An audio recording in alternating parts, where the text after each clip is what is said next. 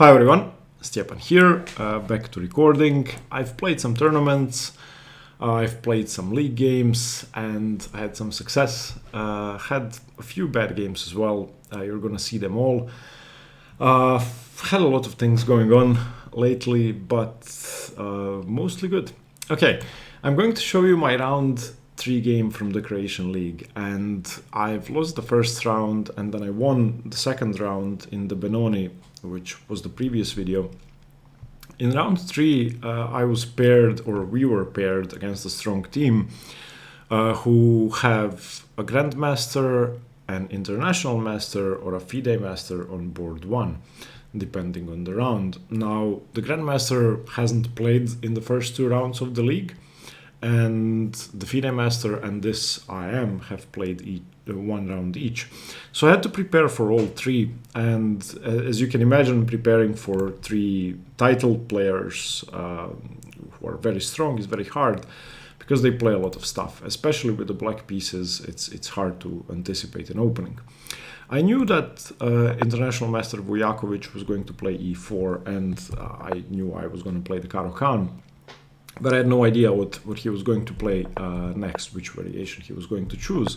He went for the classical, I took, and in my preparation I was mostly focusing on knight f6 here, and I wanted to enter the positions with knight f6, ef6, but he plays some weird stuff and doesn't enter the main lines, so I decided not to do that and went for the Karpov instead.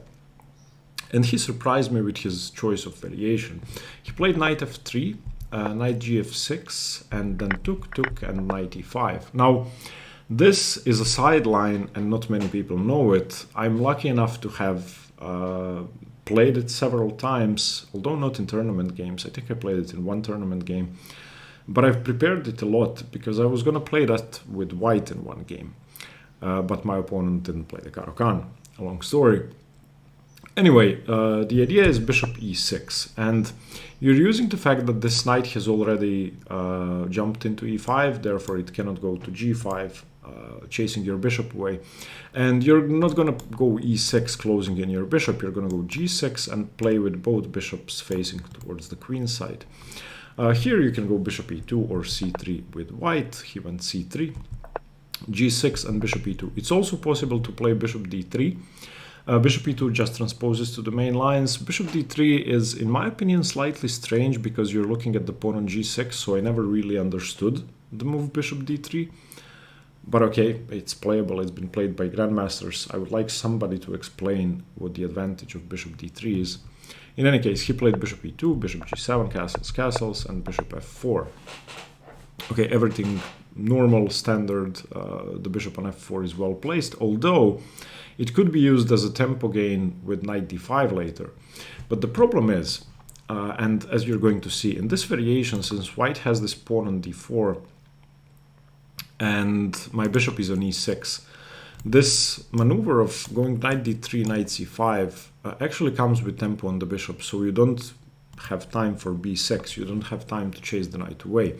Therefore, this knight, even though the bishop is on f4, probably isn't going to go into d5 chasing the bishop away. It's going to be used to chase the knight away from c5. So these were some strategic ideas I knew at this point. So that's what I thought about bishop f4. I ended up playing queen b6, and my opponent spent a long time here. Queen b3 obviously is not playable because bishop b3, that's one advantage of the bishop on e6.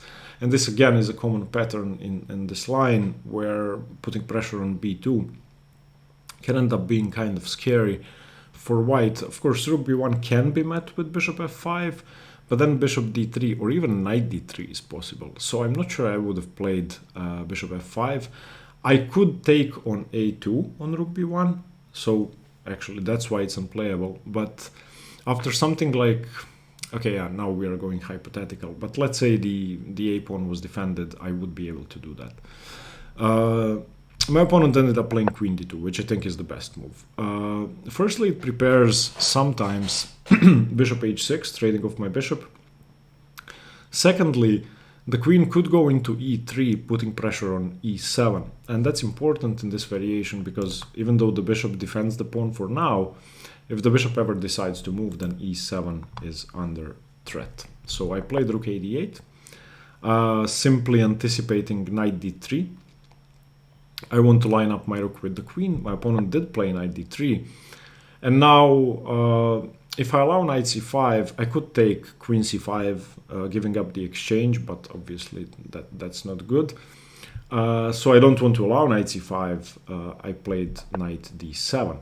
Now my bishop may seem a bit strange, and I was actually afraid of moves like b3, but they are weakening moves, and taking the c4 square isn't really that necessary for the moment.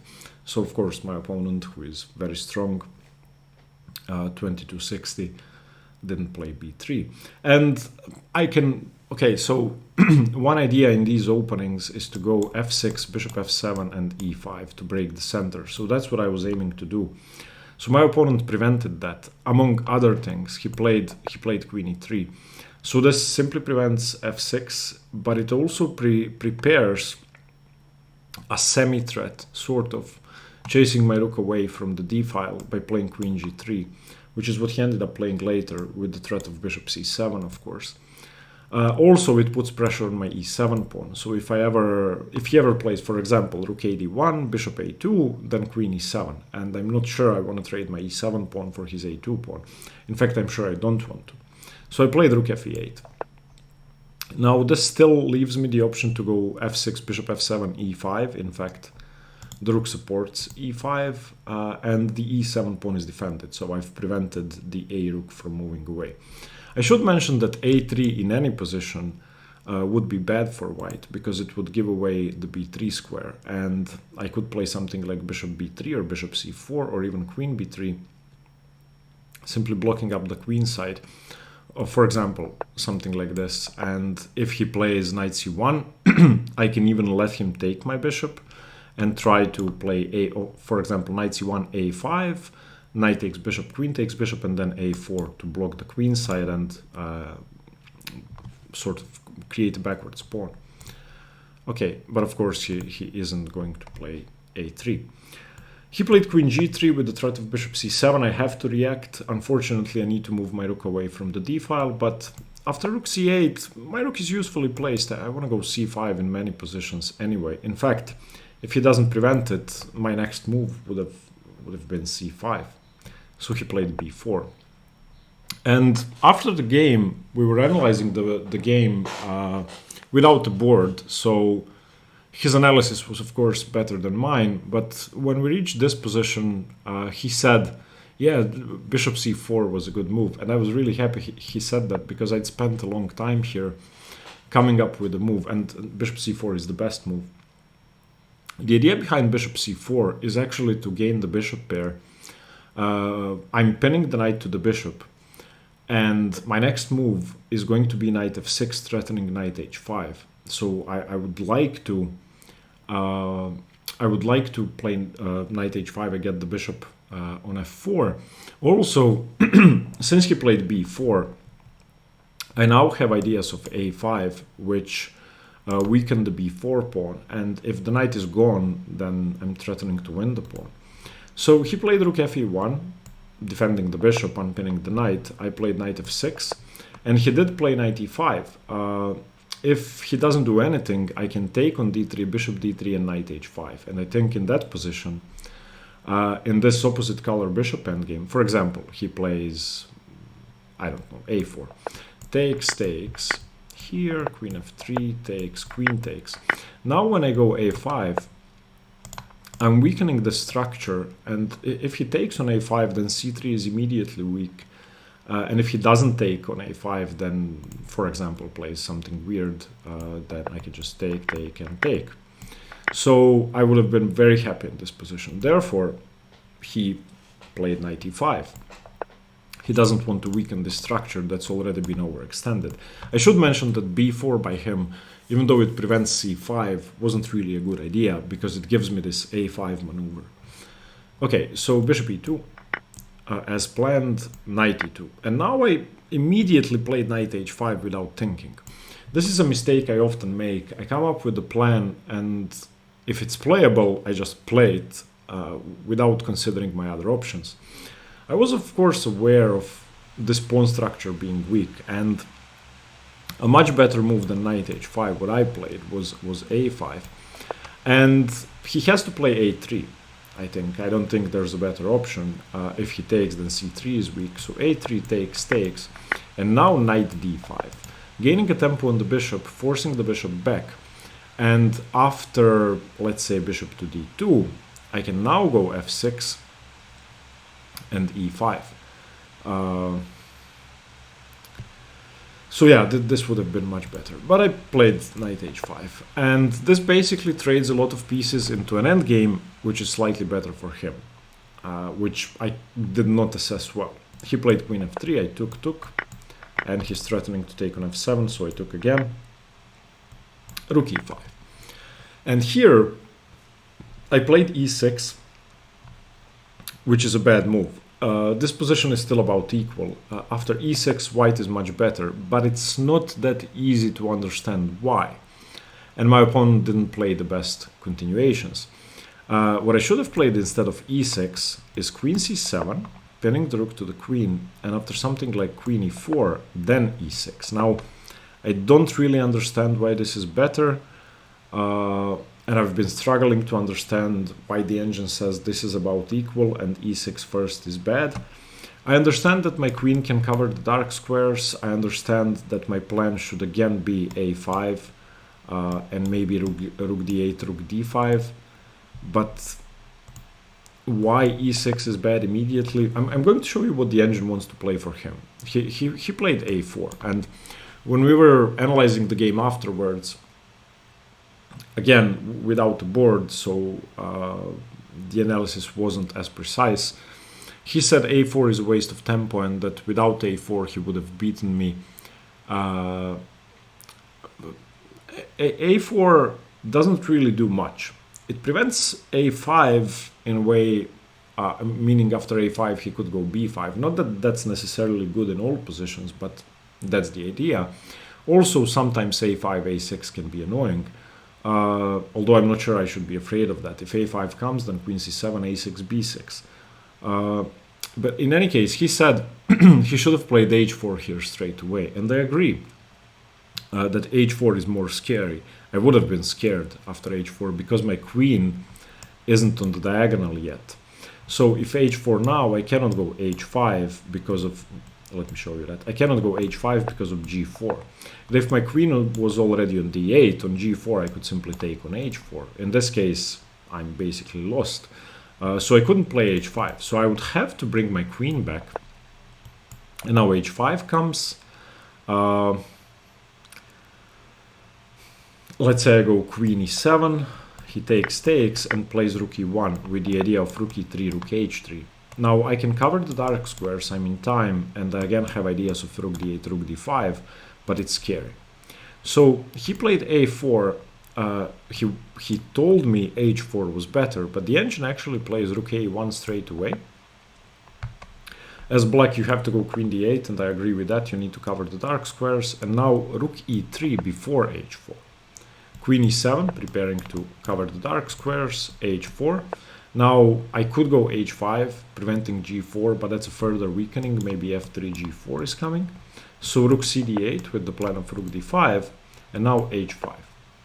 And it's scary. The engine says white is better here. If rook d5, which I would have played, then hg, hg, and the plan similar to what I just showed you, just with the rook already on h3. Rook e5, d5, queen f8. I have to do this because of on queen f6 I have to go queen g7, and now queen g5. It's not easy to play this. I wouldn't say I'm losing, but I'm probably close. A move like rook d3 is threatened. I'm not controlling the d file. If the rook comes to d7, I can resign, and I would struggle to come up with a move here. It's very hard to play this position. Maybe even have to repeat with queen f8. I'm not sure. But for example, if this pawn comes to c5 and my opponent plays rook d6 or rook d7, I have no moves. So yeah, that would have been more precise. So the endgame is slightly better for white, but converting it wasn't easy even for a grandmaster. So for an international master, sorry. A4. Queen d8, necessary, h4. Now I could have played h5 here, but I didn't want to. Of course, on h5 you cannot go g4 because queen h4. But I was afraid of f3 or rook e1 f3. So I didn't want to weaken myself further. So instead of that, I played queen e7. Rook a1, rook cd8. I want to go rook d5, trade off the rooks. h5, I'm just ignoring that, and rook d5. Rook e3. Now there's an engine move here, which I didn't even consider, which should give me complete equality. Had I considered it, I'm not sure I would have played it. It seems extremely scary. The engine says black is equal after g5. And after something like queen e4, it just wants to go rook e d8. Now, if my opponent can go h6, I'm not sure I have a good position. Of course, if I ever win this pawn, he can go rook h3. So I'm not sure I want to win that pawn. If I don't win that pawn, I'm getting mated on the back rank if I'm not careful. So this seemed suicidal. Not to mention that maybe he has ideas of rook g3. If I take on d5, he takes with the pawn, and I would have to go for some tricks on the d file. So okay, I didn't see g5. I played rook e5, queen e5, and now my idea was f6. He played queen a5, which I thought was really strange. Queen a5, he told me after the game when we were analyzing that he was hoping for b6. I'm not gonna go b6 because there's queen a6 in the position, the queen could come to c4 and everything is blocked up. I don't have a move on the queen side. Of course I played a6 and now the queen is misplaced. Now the queen is weirdly placed because it doesn't have many squares. It will have to go out via b6 and c5 where it can be traded off, which means that I have a completely equal endgame. Maybe even I'm slightly better because I have a target on c3 and black really has no targets. Not that it's easy to get to c3, but maybe if I can play b4 once the queen, b5 once the queens have been traded and take stakes, then the c3 pawn becomes a backwards pawn. And I should mention queen a5 actually is a bad move. He took on g6, played rook g3. I have to go king f7, defending the pawn. If I go king g7, then he has queen h5. And I'm not sure he has much because I have queen f7, but I didn't want to allow this. I didn't want to allow the queen back into the game. So I played king f7, meaning that the queen cannot infiltrate anywhere. Rook h3, now I can go king g7 because on queen h5 I take it. Queen b6, has to get the queen out. Rook d8, preparing to defend d7. Rook e3, preparing to defend with rook d7. b5 as expected, ab5, ab5, and queen d6. And now my position is perfectly safe. White has nothing. This misplacing of the queen on a5 gave me enough time to reroute my rook and get it to d7, and now I'm just safe. I wouldn't say I have any winning chances, but white doesn't have any winning chances either. bc6, bc6. He played queen b3, threatening to win the e6 pawn, and I just went rook a7, threatening mate in 1. There are several ways to defend this, of course. He could go queen b1, but then I can go c5, which I'm not sure is good because well, actually it could be good. Queen b1, c5, dc5, queen c5. If rook e6, I have queen c3, and I'm threatening rook a1. But let me show you that. So if this happens, and he takes on e6, then I'm threatening rook a1. He could go queen e4, and this is probably a draw. But in any case, he defended with rook e1 and offered the draw, and I accepted. I don't think there's anything to play for in this position. I could go for c5, but then my e6 pawn actually is hanging because the queen is still on e6. I probably should play something like king f7, although I'm not sure. Maybe even just repeat, maybe go rook d7. Or no, I cannot go rook d7.